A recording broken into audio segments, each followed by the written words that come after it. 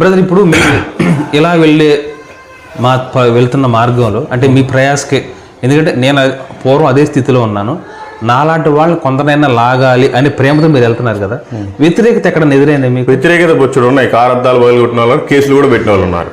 కాకపోతే ఏంటంటే ఇంకా అవన్నీ మనం వీడియోలు పెట్టలేము. యాక్చువల్గా ఏంటి, మనం ఒక్కరిమే కారులో ఉండేది.